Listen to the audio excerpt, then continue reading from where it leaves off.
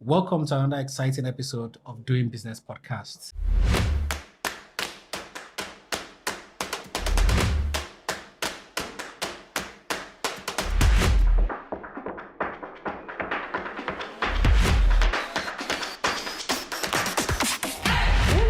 And I came back to Lagos. My sister was like, "Are you in your right senses? Like, how can you resign a banking job that all my siblings were even celebrating me? That you just resigned and you came back to Lagos?" And there was one particular scene one day. The woman was like, she saw me online and she was calling me all the way from Lekki in a jeep. So when she got to Agege, This is interesting. I said, when she got to Agege, she's looking for bags warehouse. And people kept pointing at me, this is the only shop where they sell bags here. You know, this shop. So eventually she now, waited at the front of the shop and she, went down like, please. So I came out and I said, okay, I'm looking for bags there. I said, yes, this is bags there. I said, what?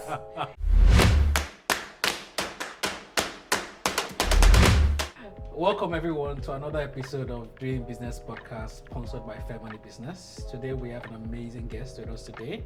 Her name is Mojisola Ijaola and she is the co-founder and CEO for Bags Warehouse. Welcome. Thank you very much for having me. My name, like you rightly said, my name is Ijaola Mojisola Helen. Yes, I am the MD CEO Bags Warehouse.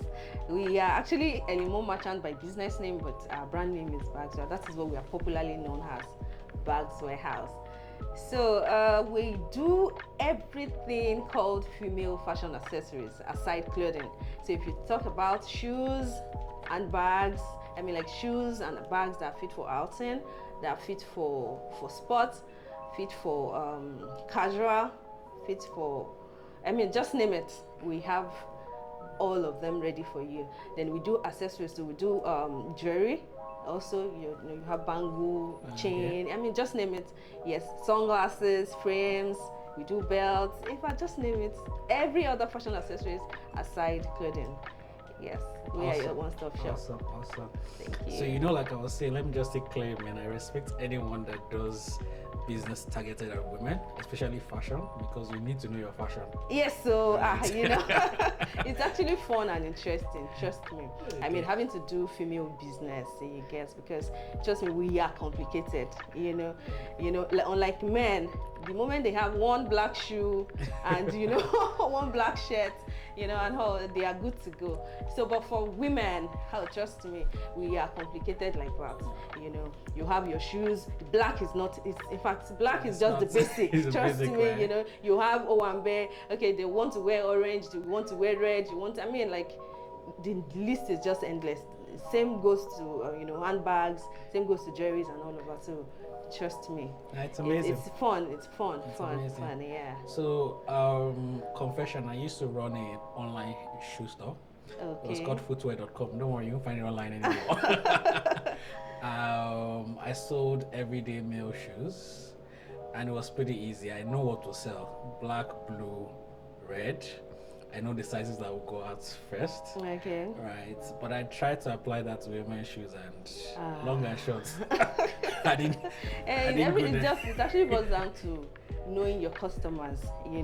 When you know your customer, the age range, the caliber of people you are trying to, whose needs you are trying to meet, it will inform your business decisions.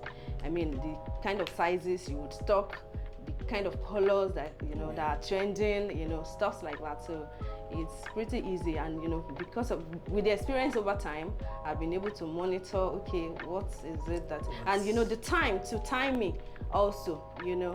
You can't be stocking up on Owambe in January. In January, people are resuming work, so you are dealing with handbags for work shoes, and all of that. Then Valentine period. Who are the people that are involved? Like that, the youths. So then you are stocking maybe sports shoes. You are stocking. In fact, casuals. Things that are going to trend around that time. So what to. The timing also will dictate what you stock up. Per time. Yeah. Awesome. You have my respect. You're welcome. So I always like to talk about the origin story, right? Because I'm a founder myself, Okay. and my origin story is super interesting every time I talk about it, right? So I always like to know how you started this journey into entrepreneurship. Yeah. And then finally got into Bags Warehouse. Yes. I'm curious to learn about that. Are you sure we want to leave there today? Because it's really a long story, actually. But the thing is, I didn't plan out to be a business owner. You know, right from the beginning, I'd always wanted to, graduate from school, work in a good place where, Just go like to the the jotters. office, carry my laptop, sip my tea, sit behind the table, make decisions, press my system and all of that. But, we thank God for where we are now, So, but what actually happened was, I'm a very, very passionate person. And right from the beginning, I've never wanted to be an average person. I want to be somewhere, up there, being able to afford good things. Yes, for myself, live good and all, So, in fact, right there at school, although I put in for account, I finished from OAU Ife, So I studied estate management. So, but right there at school, because I put in for accounting and I didn't get to end up with accounting because of my JAM score, just let me get into school, So along the line, I qualified. So because I not wanted to be like an average person, so that inspired me to do all of that. But unfortunately, getting out of school, I served with a bank. Although I was retained, but unfortunately I was posted to a far, distance. I'm like, inside this, they posted me to a village. How would I make it here? What can this do? Oh, I can't do well here. So, in fact, I had to resign. So I resigned. I came to Lagos. If I get to Lagos, because then my parents. I grew up in the village in Ekiti. So I was staying with my sister in Lagos. I moved to Lagos, stay with my sister. So when I resigned and I came back to Lagos, my sister was like, "Are you in your right senses? Like, how can you resign a banking job that all my siblings were even celebrating me? That you just resigned and you came back to Lagos?" And I was like, gosh, I cannot do well in that place they have posted me to. Better for my life and stuff. So that was how, for the first, in fact, I haven't resigned from that bank. For the first more than 1 year, I was at home. I couldn't get a job. So, I now began, me that I was looking for, when you don't have a job, looking for a job now becomes your job. So on a daily basis, I was sending out CVs, I was doing, communicating complaints and all of that. In fact, I rarely got any response anyway. So, but eventually I was able to get a job with a government agency, Lagos State Government Agency. Took me, in fact, you don't want to hear a story about that, so I got the job. So eventually I got that job. So on getting in there, the pay, also being a government agency job, the pay was not, as high as, could not even take me home, trust me. So we started there and all. So then I was now like, okay, what else can I do to augment this salary? This is so small, and so eventually I was like, okay, what can I sell? And that kind of government agency then, it's like we were mostly populated with young ladies, So I was like, okay, what can I sell to this? The population was there. So what can I sell to these people that, that can, move fast, whereas I'll be able to also make some money.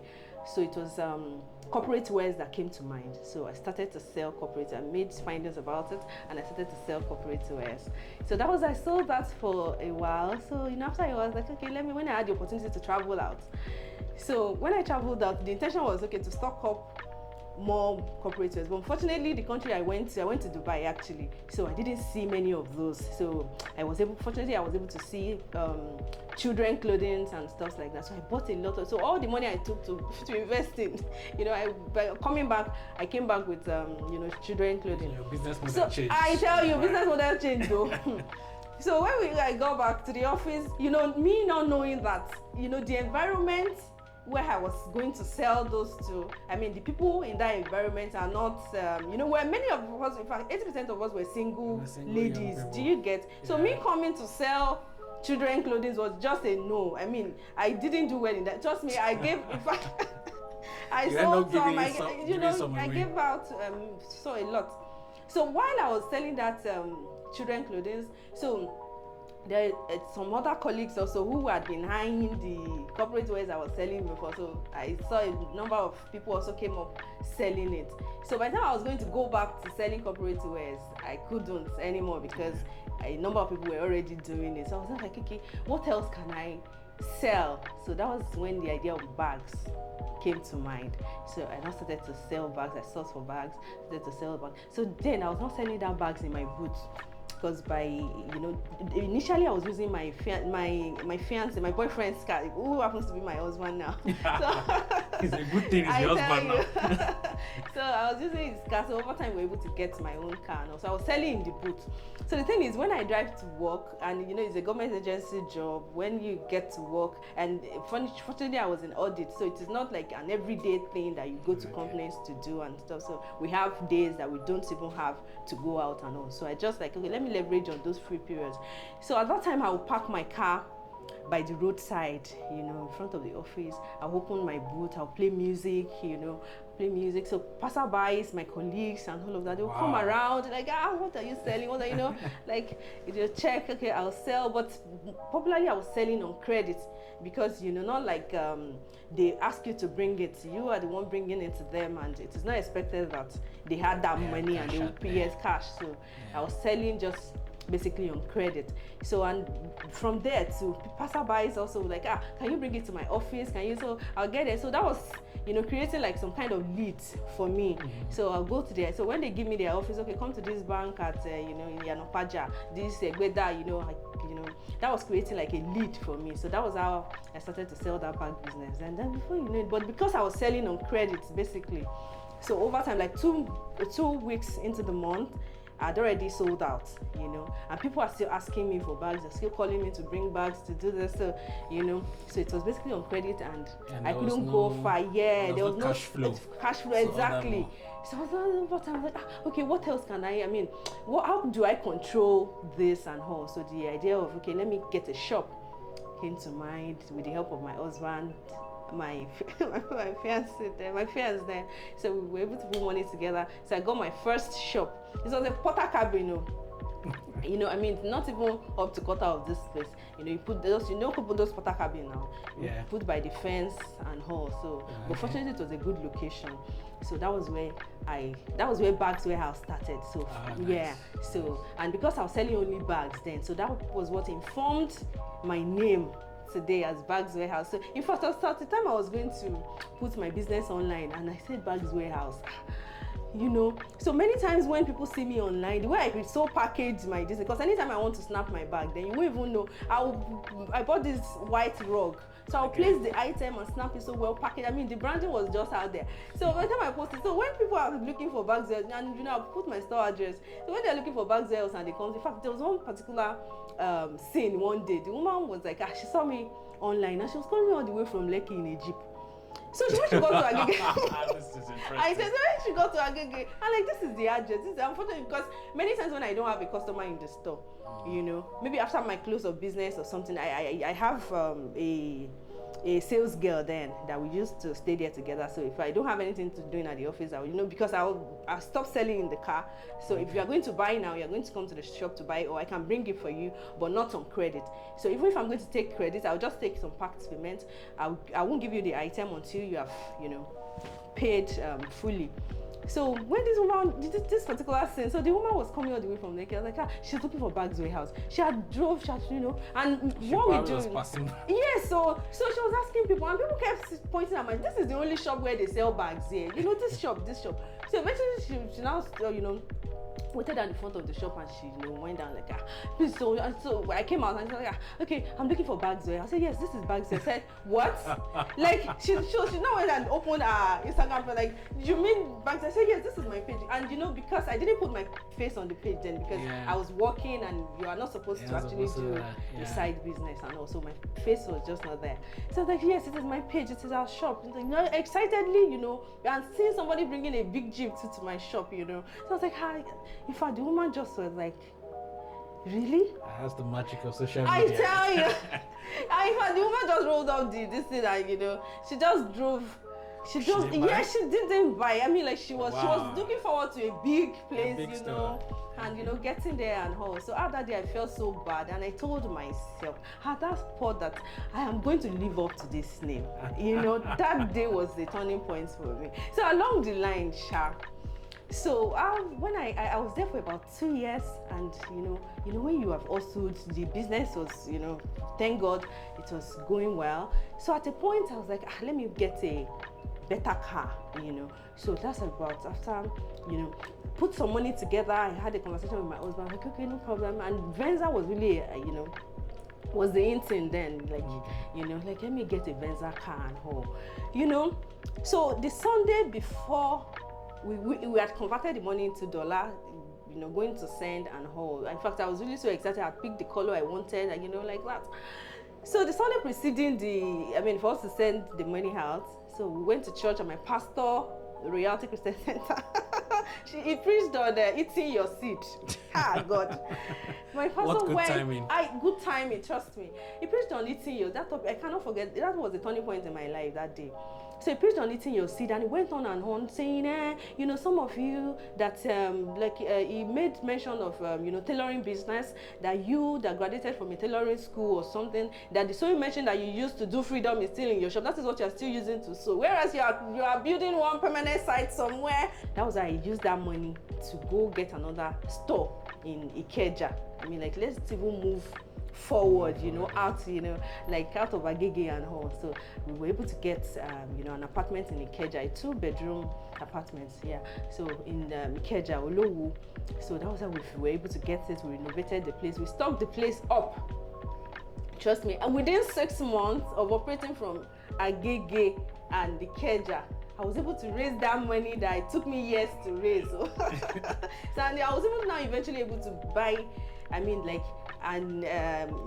later model of that same Venza car. So and I think to step in there, right, I think it's just that mindset shift, right, which we didn't have a long time in the country, and over time more entrepreneurs started to take that mindset shift because of I want to say poverty, or how we all grew up. Once you make money, the first thing you want to do is buy. You just want to show people that you have arrived. Buy trust an me. item, right? Like, me too, I'm doing well. I want to belong. When in actual sense, you can reinvest that money, yeah. and then continue to grow the business, right? Yes. But there's also a bad habit that can form there, because once you realize that you can reinvest and grow the business, you may never buy anything for yourself again. Trust me, you would you will buy something for yourself. Trust me, when the resources is there, you do it at your own convenient time. Now you have more resources, you can even do better than what you wanted to do earlier. So it's the goal is just to grow that business. But let's carry on. All right, when you start out, it's not always smooth. There are challenges you face, even from those who believe you and don't believe you, right? And everybody has their own individual challenges. Everybody has their own story, right? What was your story? What are the challenges you faced in starting the business and growing it to where you are today? Okay, and like I mentioned earlier, the major challenge I faced initially was the credit. So there was no cash flow, that, So, but I controlled it by getting a physical store. Then by that, I was able to control my cash flow and all. Then another challenge that I faced was that of staffing. So getting the right staff, attracting the right one, getting it, retaining them. It's also a big deal. Trust me, it's also a big deal. So and it's not a, the more you stay in business, the more you think that the issues you face is just particular to you, right, or your industry. It's become a challenge that cuts across every single industry. Yes. Every single entrepreneur is looking for the right staff, the right personnel that they can train, who will be focused and get the job done. What you find amazing is that we have a high unemployment rate, but yet entrepreneurs are still looking for talent, right? Which is what I'm looking for, right? If there's anybody out there doing edtech, this is opportunity, right? It's not just edtech, it's edtech for the workplace, right? How people learn and grow on how they should conduct themselves, what entrepreneurs are looking for, or what businesses are looking for, right? In a good hire and a good talent. And I think that gap needs to be bridged, right? So there are opportunities, right? Yes, I also want to add that, you know, when you attract the right staff, if you're fortunate to have a few good ones, so there are also ways to actually manage them to get the best out of them. Yeah. So one of it is to be able to, give them that ownership mentality. It is not, the business is not just about you, or it is just about you making the money. Also, let them see themselves in the business also. Let them see themselves as part of the business. The process of decision making, don't just come into the store and say, okay, today this is what we are going to do. Ask for their own views. You know, let them contribute. Let them see themselves also being part of the business, you get. And also the money too. It doesn't stop at just, okay, because I pay you salary, you have to do this, you have to do this and that, you know. Let's we business owners, let's go beyond that, you get. See beyond the workplace. Ask about, in fact, things as simple as just checking up on them, checking up on their kids, checking up on their family. A lot of time it gives them this level of comfort to be able to work for you, not just about the job. My boss also cares about my family. She cares about how I feel, you know, stuff like that. It gives them, and it makes them it brings out the loyalty in them also. Yeah. And even this money that we are talking about, so, you know, there are sometimes, because we have a lot of working customers, in fact, on a daily basis. So because of that, many times when I see that my staff are they're overwhelmed, the rate of customers coming in for that day, I was just like, okay, let's declare lunch, let's buy them lunch, they will put it, how much is lunch for crying out loud? Yes, I know, we pay them salary, but those little things, even sometimes you see your staff working late and take this for transport fare, and trust me, they will give in their best. They will give him their. Then we also need to also plan. It is not just there's something we did that we're able to put some control in place when it comes to this managing staff and getting the best out of them. You know, we at the point we had to to make these people do their best, because something about staff is whether or not you sell, they will collect salary, trust me, and you are trying to make them do better. So what we did was we put a percentage on the basic, on the salary, and we now introduced a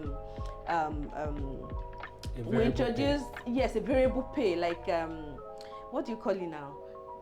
Commission, sorry. So we introduced commission. So this is how, for example, I know you earn 100K, but you are going to earn 75% whether or not you do anything, but that remaining 25% will now be based on commission. Trust me, when we did that, it really brought a lot. In fact, especially my online staff, before we introduced that logic, anytime it's 6 p.m, trust me, they've put the phone off, they've closed until they resume the following day. But when you know that whatever section of your salary is based on how much you work. In fact, as a matter of fact, in my own place of work now, it is individual staff that determines what they earn per month. So the fact that you earn this last month doesn't say this month you are going to do, you determine what you earn. So that has, in fact, as early as 1 a.m, 12, people are still responding. My staff are still responding to messages. So it really, really brought a lot. Made them do better. It's amazing you say that, right? Because it now starts to, this little thing now starts to show why the business is so successful. Yeah. Right? So we all came up with a culture where we were in authoritarian environments. Once daddy comes and everybody goes into the room, right? And what daddy says is what everybody does, right? So when business owners start their business, they do the same thing. Yes. It's a rule of law. You speak and everybody must obey. Yes. You forget that these are humans with emotions, with thoughts and aspirations. You need to fulfill those aspirations, right? Yes. And then let them drive themselves. Yes. Let them bring them into the decision-making process. You don't have to accept it. Accept the decisions. Yes. Bring them into decision-making, which is almost counterintuitive, because it's like you're the business owner, you're supposed to know the best. But not all the time. Not all the time. And I think that is one thing business owners in Nigeria need to get used to and learn, right? Because I also learned it. I learned it the hard way. I learned it from Reverend Sam. I attended some of his seminars, Okay. and I learned to not go the other way. Let them speak, let them make the suggestions, right, and let them have ownership in those decisions. And I'm never going back on that, right? It's one of the best leadership lessons that I've learned. Yes. And then the other thing is, if you make money for people, or you put them on a path where they can determine their own paycheck, They'll give me. it changes the dynamics. Yes. It's not just because they want the money; it's the fact that they know they feel like they have a clear path on what they need to do to get to the next level. Exactly. And I think that's absolutely amazing. In fact, did you see them bringing in innovations like so you can actually do this thing like this, you know? So all of a sudden, you're not one person thinking anymore. You have Honestly. like 40 people Yes. thinking. There's no business beating you once you achieve that. Once you achieve that. Yes. I think the other thing when you talked about credit is very critical. I know that, so today Fairmoney is one of the largest lenders, right?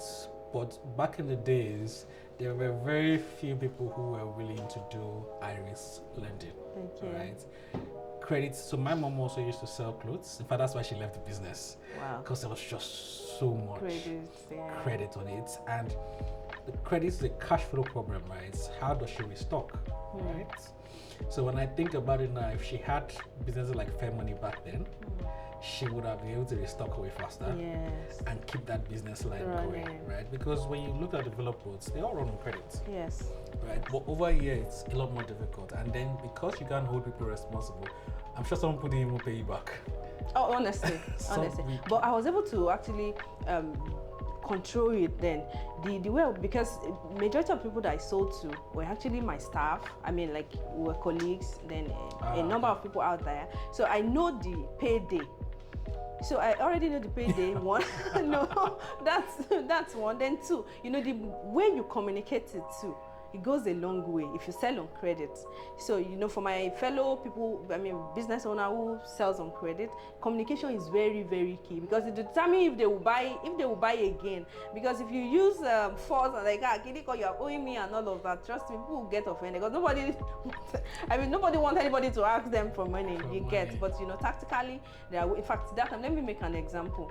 That time, the moment it's payday, first at the point of buying, I will let you understand that don't pick anything beyond what you'll be able to pay at the end of the month or the payday. For example, if a bag is sold for 10,000 and you know that you cannot pay me this 10,000 by end of the month. Maybe you now want to buy like 2 or 3, you know, that's summing up to like 30K, and you are not going to be able to pay me that 30K on the 31st of the month. Please just pick one. When it is 31st, when you pay me that one, I'll give you the next one. Do you understand? So I was able to actually consider. So on payday, I'm usually the first to get to the office. Trust me. So, you know, I will sit at a very strategic place. So the moment you are coming in, I'm like, oh sis, how you did? In fact, a very good welcoming hug, and I'll be telling. I know you've been looking for me. The message is that I know you'll be looking for me, so you will not have any excuse that today. Yes, you can't say you are not looking for me, because you know the agreement is for you to pay me up today. So you know, it's amazing how we forget that one of the most important aspects of a business is payment collection. Yeah. You can sell the value, but you need to collect the payment as soon as possible, right? And that's very genuine. Just collect it at that time when the money is available. Yeah, when it's there, yeah. And it's one of the tenets of, I mean, shameless plug, right, of what we do at Fairmoney and our POS devices, right, is we don't want a situation where a customer loves the product, wants to buy it, and then swipes the card. You know one thing I enjoy about Fairmoney? I had to switch my POS to you people. So you use Fairmoney Business POS today, yes, right? Yes. I mean, great that you're embracing technology. So tell us more about how that has helped your customer experience, your payment collection. And we talked about payment collections. Tell us more how that has helped you in growing your business. Yeah, fair money, the moment your marketer stepped in and mentioned fair money. In fact, when I was like, okay, I already have a lot of POS that I use. Trust me, I have. In fact, I can't begin to mention names. Even microfinance POS, I have about 3 already. That was it. What can you do differently? That was my because many times when banks come to market and like, okay, what is it that you can do different? The guy went on and I was like, okay, first you'll be able to confirm your payment like right on the spot, including transfers. That was a plus for me. Not like I have a few other ones that actually they're doing that too. But when she said, okay, not only would you be able to receive your payments right on time to confirm it and all of that, but at the end of the day, if you need your money to be moved, because what I do is when I use those because of the volume that we do, we can't leave too much in on that account, on that platform, so we have to move to commercial bank. And she said, like, we can do like an auto thing that such that at the end of every day, your funds, the entire funds, move to your commercial bank account. I was like, what? Please just beg, park there. So that was the killer. That was the killer. That's the killer feature. It's called the auto swipe feature. Yeah. So in fact, we've unlike before, we have decline.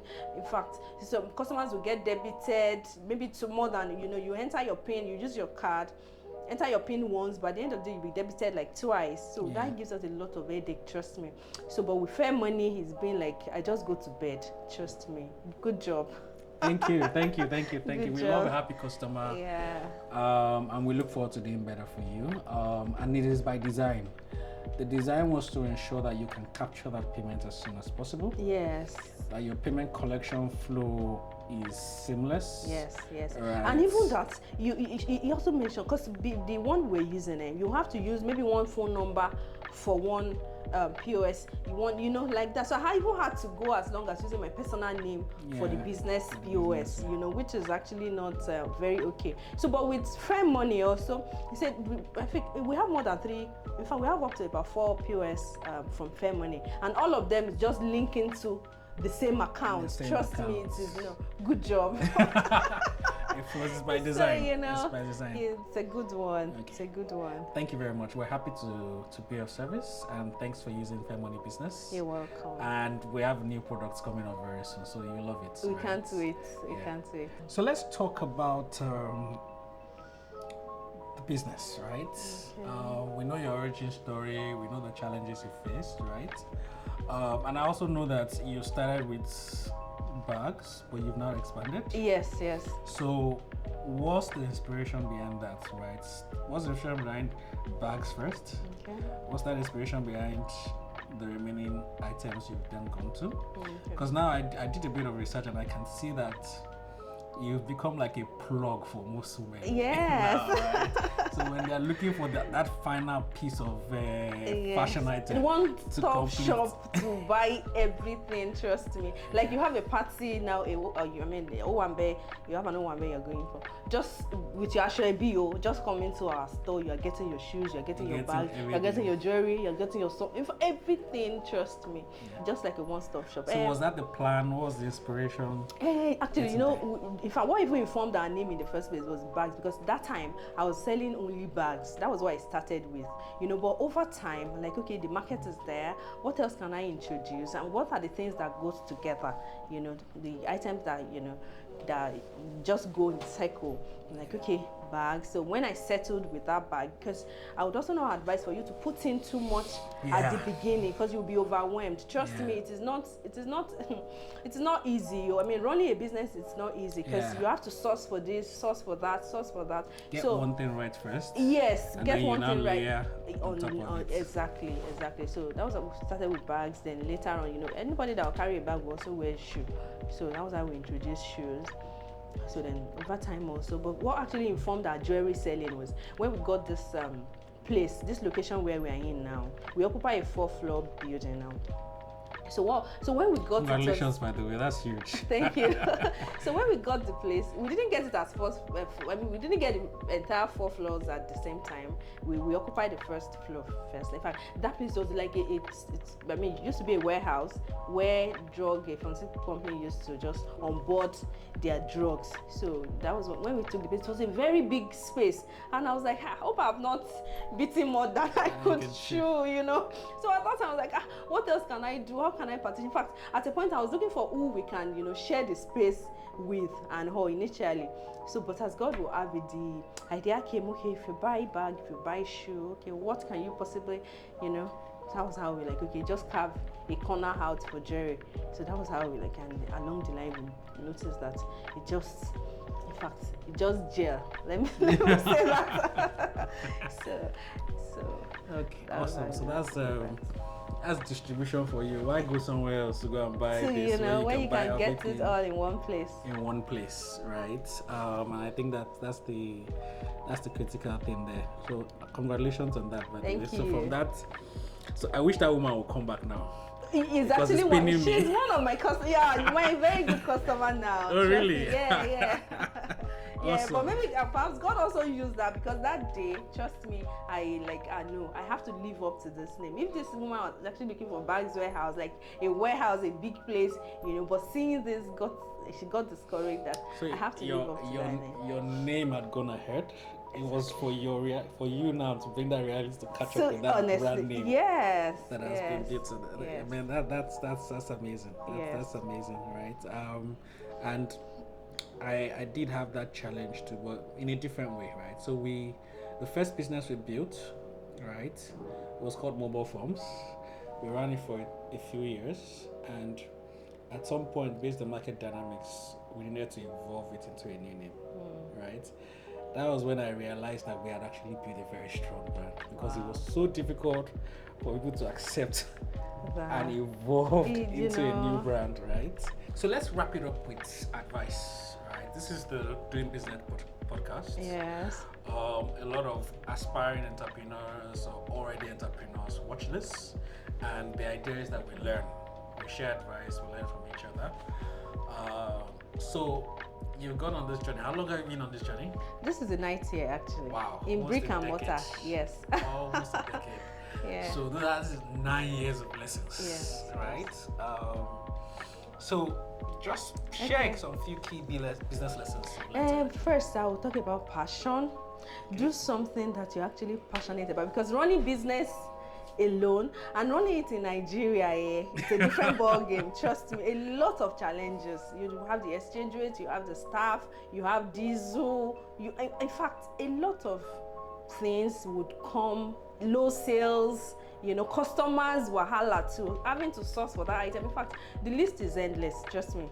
So, but if you are passionate about what you do, you would, in fact, it'd be like a force that is just pushing you. You won't see all of that, you know. Even despite it, you will still, you know, do well, you know. And if you're already in a business, please fall in love with what you do. You know, if it's something, just go fall in love with it. So there will be that passion, there will be that drive that would fuel that drive for you to be able to succeed in it. Yeah, and then also, that's what will keep you going. That is it. Then the delayed gratification too. That is another thing I would need to talk to all of us about. Trust me, because you know, the moment you start to make money, there's a pressure out there for you to want to show yourself, for you to also want to feel among, like, okay, you are not just hustling, you too have, you know, you have a little change in your pocket. You know, there's that drive there, there's that pressure out there, trust me. But you need to just put your eyes on the goal. Wait, chill. You will still buy that car, you will still build that house, trust me, but reinvest into your business. That cannot be overemphasized. Reinvest into your business. Take that pain. Yes, reinvest into that business. So in fact, that is why we've been able to grow just far. You know, every other thing can wait. Let me grow this business first. In fact, initially it got to a point where people were like, especially when I was still working, like, ọjà tó ń tà tí ó wọ̀. Because like when they speak it in English, okay, they'll say what she's selling. We don't see her wear what she sell. You know, look what she sells, stuff like that. So, but I was not minding all of that. The passion was just, let this business grow, and we are just starting. We are not even halfway there yet. So okay, awesome. So passion, and reinvesting into your business, delayed gratification. Yeah, power of compounding. Compounding those gains. Yes. Continuously. Yes. Until you get there. Yes. Thank you very much. Thanks for coming for our podcast today. I really enjoyed myself. Same here. I mean, a lot to learn, right? Yes. And looking forward to your launch in Abuja. Yes. Right? Yes. So in fact, let's give you some time to talk about your website, your Instagram page, how people can reach you, and patronize you. Oh, okay. Yes, like I said, Bags Warehouse is all about female fashion accessories. Every other fashion item aside clothing. We talk about shoes for outing, shoes for work, shoes for sport, for casual. Trust me, we are your one-stop shop. Frames, sunglasses, belts, bangle, just name it. We are your one-stop shop. And yes, our Instagram page is bags.warehouseng. We are on TikTok, we're on Facebook, same name. And also our website. Actually, we are trying to launch a new website, which will be live by next month. We had one now, which I don't want to say publicly because I don't want people rushing there to order, but we have a WhatsApp number under all our posts on Instagram. There are 3 numbers there that you can shop within 48 hours anywhere you are. Trust me. Oh wow, you would get your item. Yes, that's bags. Okay. In fact, you could be in your, if you are in this Lagos, you could be in your bathroom bathing, and maybe you don't even have an idea of what shoe to wear or something, but just WhatsApp away. Trust me, we are already at your doorstep. Yeah. Awesome. Thank you very much, and I personally look forward to patronizing you. I can't wait. I'll come with my wife sometime. Yes, thank you. Awesome. Thank you for tuning in today's episode of Doing Business. Remember, you can watch any previous episodes by tuning in on any of our platforms shown on the screen below. Thank you.